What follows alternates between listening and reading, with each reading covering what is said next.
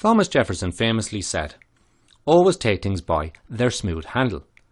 And in this lesson I'm going to give you some strategies that will be beneficial as you go throughout this course. Now, an important thing to do is to assign yourself some time each day. And even if this is just an hour, you'll be amazed at what you'll have learned in just a short time. It's important to do it every day though, so that you have a momentum that builds up. Now, it's also important is to practice writing code. So as you go through the course, writing the code will help you really understand what the lecturers are saying. Now, this course comes with over 70 macros that you can use for yourself, and you can take these macros and play around with them. Now, it's always important in programming is to break it down into parts. So anytime you get a task to do, break it down into simple steps and take each step at a time, and when this step is finished, move to the next. And you'll find this very useful as you begin using VBA. Now, don't let errors put you off. When some people start with VBA, they get put off because of errors, and some of these errors seem complex. But in actual fact, most of these errors are easy to resolve. And in this course, I provide a list of errors and how to resolve them. And if you still can't resolve these errors, then just drop me an email or put a note on the lecture and I'll resolve the error for you. Another thing is to close all workbooks except the one you're using. And this will make your life a lot easier when you're starting off. And it will also prevent you accidentally writing to or reading from the wrong workbook. And finally, just enjoy the process. Now, if you like using Excel, the chances are you'll enjoy using VBA. And when you see how useful and powerful VBA is, you'll probably enjoy it even more. So these were some strategies to use when going through this course, and I hope they'll be beneficial to you.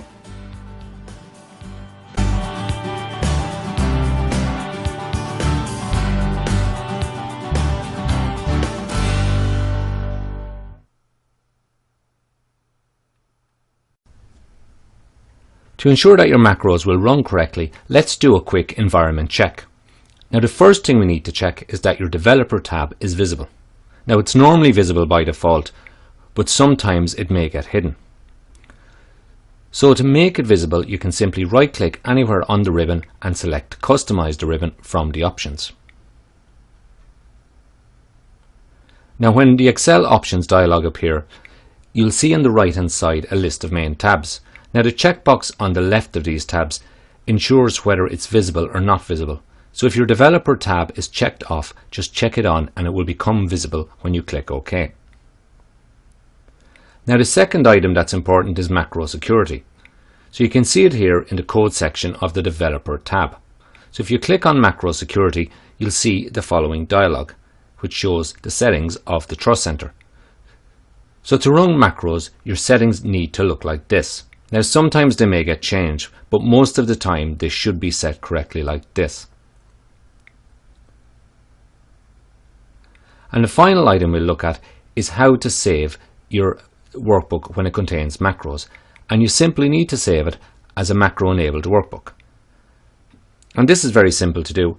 It's simply the second item in the Save as Type drop-down. So you can see it here, Excel macro enabled workbook. It's a good idea to do this when you create the workbook so that you don't accidentally delete your macros. So these are the three items that we looked at to ensure that your environment was set up correctly. And now that it is, we can go ahead and start creating macros.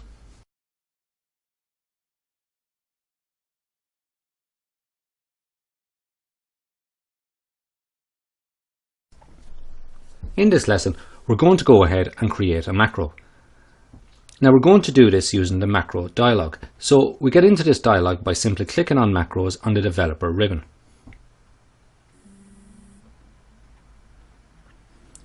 Now, under macro name, we type in the name we want to give the macro, and this can be anything we like.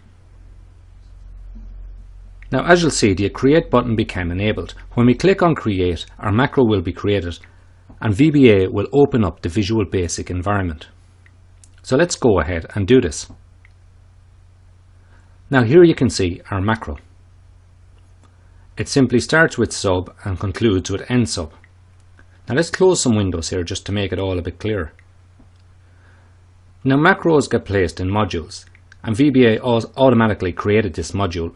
We'll be looking at more about modules in the next few lessons. Now let's go back to our macro. In VBA, a sub and a macro are exactly the same thing, and this often causes confusion. But if you hear sub or macro, you know they're both relating to exactly the same item. So what is a macro? A macro is essentially a section of code that performs certain tasks. So we place our code between sub and end sub, and then when we run the macro, this code is executed. In other words, the code performs the tasks that we assign it. So let's start with a very simple example. We're going to use MessageBox, and MessageBox simply puts a message box on the screen and displays text to the user, and we supply the text in quotes. So now to go back to Excel, we can do View, Microsoft Excel or Alt F11. Now alternatively, we can simply just close this window because it's very easy to open it again from Excel. So to run this macro, we're going to click on the macros again, and now you can see in the dialog we have different buttons enabled, and we click on the Run button to run our macro. And the dialog Hello VBA appears, or should I say with Hello VBA appears. So now this time we're going to create a macro. Now we'll click on Edit to enter VBA this time, but we're going to create a macro manually. So we're not going to use the dialog, and this gives us more flexibility. So we can just copy this code and paste it. Now we can't have two macros with the same name, so we just changed the name. And now what we have here is two macros. So when we return to Excel and look in the macros dialog, you'll see that both appear. So we select the one we want, which is my second macro in this case, and we click on Run. And the dialog with Hello VBA2 is displayed. Now we can also enter VBA by clicking on Visual Basic. And again we can use Alt F11 as a shortcut key. We're going to create our final macro from scratch. And how we do this is by simply typing sub and the name of our macro. When we press return, VBA will fill in the end sub part for us. Now as usual, we just need to ensure that the macro name is unique. So we hit return and end sub gets automatically added. So again, we'll just add a message box, and this time we'll just change the text slightly so that it refers to the final macro. Now we're going to run this macro from Visual Basic, and to do this is very simple again. We just go to the Run on the menu and select Run, or F5 for short, and it runs it exactly the same as we ran before. Now because we clicked inside, it knows exactly to run the current macro, but if we click outside and select Run, it brings us up a list, and we can run whichever one we want from the list. So this is the same list as you get from Excel. Now again, if we want to run the first macro, we just click inside the first macro and it will automatically run this. So we'll just change this to 1 just to make it even more clear which one has run. So we select Run, and there you go, it automatically ran Hello VBA 1. So in this lesson we had a quick look at creating a macro. Now in the next lessons we'll go ahead and create modules and some more macros. So now we're going to create modules in the Visual Basic environment. And so to enter the environment, simply click on Visual Basic on the Developer tab. You can also press Alt F11. Now on the left hand side here you can see the project window. And this contains all the workbooks that are open, and each workbook has a list of all its worksheets. Now if we want to add a module to a workbook, we simply right click on the workbook of our choice. So we right click and we select Insert, and then we select Module. And when we click on Module, you'll see that Module 1 appears in this workbook.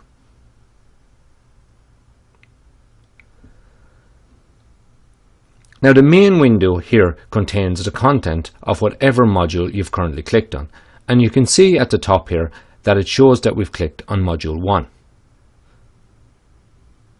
Now let's create a second module. So when we create a second module, it automatically opens in module 2. So you can see again at the top that we have module 2 currently open. So to open any module, just double click on the module and this module will be open. So again, you can see we're back to module 1.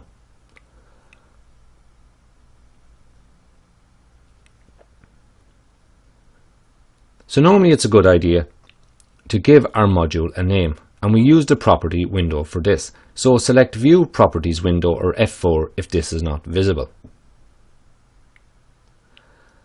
Whatever module that we've clicked on, the properties will appear in the properties window. So when we click on module 1, you can see module 1 appears here. Now the only property for a module is its name. So if we change the name in the properties window, the name will change in the project window. And you can see we've changed this to display text. Now we're going to change our second module to get input. So in other words, we're grouping our macros.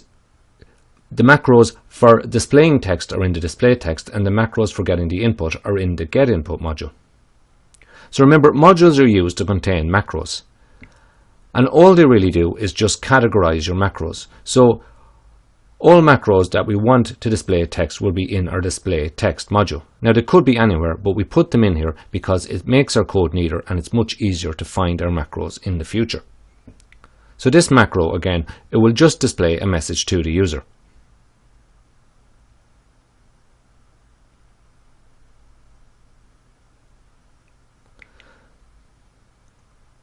So we double click on get input and this opens the get input module, and again we'll just add a macro here.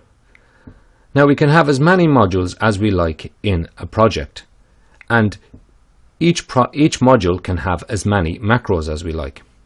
It's up to us entirely how we want to categorize them or where we want to place our macros. So in this case we're using the input box function, and this simply gets data back from the user.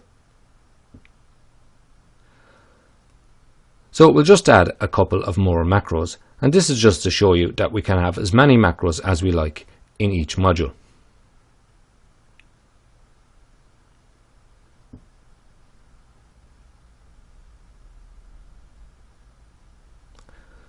So we click in the module display message 1, and when we select run, it will run the module where the cursor is. So there you see it ran hello VBA. Now we go back to get input. If we click in get number and run, it will run get number because this is where the cursor is.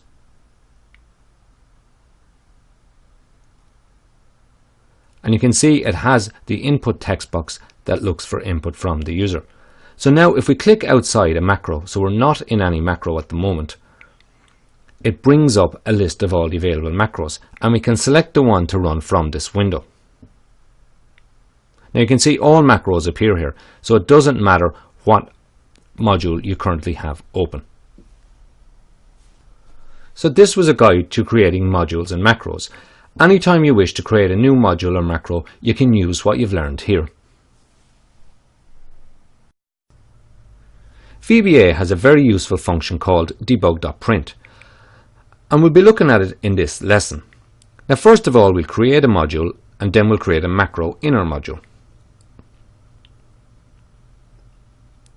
Now what debug.print does is it prints values to a window. So it prints values from our code to the screen, and this is very useful for demonstrating what our code is doing. So we type debug dot and then print, and whatever value follows this is printed to the immediate window. So the immediate window you can see at the bottom of the screen. If it's not visible, you can simply make it visible by selecting View an Immediate Window from the menu. Now you can also press Ctrl and G on the keyboard. So let's drag up the immediate window here so we can see the results close to our code.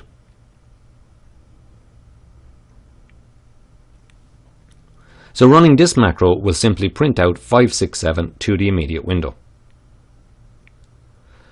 Now we can print out any variable type. In other words, we can print out dates and strings. So let's print out a basic string here. And remember, strings in VBA are placed between quotes. So let's do something a bit more useful. This time we're going to print out the name of the current workbook. So we can use this workbook to access the workbook and use the name property of this workbook to print out the name. So book 1 appears in the immediate window. Now don't worry about this workbook code for the moment, we'll be looking at it in more detail later. This time we're going to print out the full name.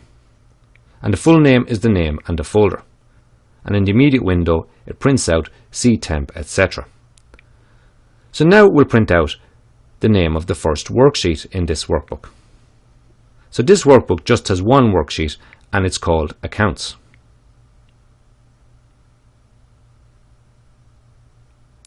So running this code will print Accounts to the immediate window.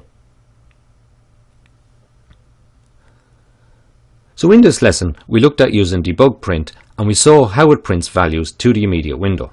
So this is very useful for demonstrating code. So we'll be using this a lot throughout the course.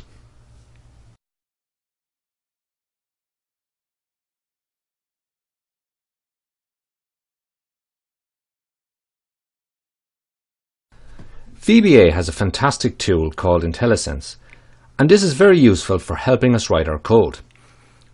So if we look in the Edit menu, you'll see towards the bottom there's a list of 5 items, such as list, properties, etc. Now by far the most important item here is complete word, and while it seems quite simple, it's very, very useful. So we can also see the same 5 items if we right click in our macro. And again you can see complete word at the end. And this is what we're going to use. Now a shortcut key for complete word is Control and space, but for the first few examples we'll just right click so it's obvious what I'm doing. So we're going to type debug print. So we type D and we select complete word. Now this brings up all the words with D, and when we type in the second letter E it brings up another list of words and we can see the one we want. So we just press tab here and this will select the highlighted word. Now we enter dot because we want a property of debug, and we can see the 2 properties listed here. So again we type P and this will highlight the print, and if we type spacebar this time, it is the same as tab except it adds a space after the word. So it adds print and adds a space, and this is useful when it's a function. So let's have a look at another example. In this case we're using this workbook. So we type in THI and select complete word. And straight away it brings us to this workbook, and by pressing tab we finish the word. Now to get to the worksheets of the workbook we type WO, and you see W is web options, WO brings up worksheets, and again we type tab and it finishes the word. Now if we type a parenthesis here, it will bring us up the parameters, and we'll see more about this later. Now for the moment we're just going to use debug print on this line because sometimes if lines have an error in them the IntelliSense might not work correctly. So this time let's have a look at a variable. Now don't worry about variables until later lessons, but it's very useful in showing what it does. If we type TOT here, so the first 3 letters of the variable, only one item starts with TOT, so when we select complete word, it actually completes the word without needing a menu. So let's do this a second time, and this time we'll type TO and we'll press Control and space. And you can see how easily it completed the word. So you can see that using IntelliSense is very, very efficient. Another useful thing that VBA does is displaying parameters. So let's look at the left function here. So we select the left function, and when we press space, VBA will show us the parameters of this function. So we know what arguments to provide. We can see here we provide a string and a long, which is an integer. So after we add the first parameter and type comma, the second parameter then gets highlighted. So this shows us the parameter that we're currently on. And so this is very useful when we're adding new functions. So what we looked at in this lesson was using IntelliSense, and you can see how it makes it much easier to write your code, how it makes writing code quicker, and how it reduces errors because it provides the correct parameters that you'll need to use.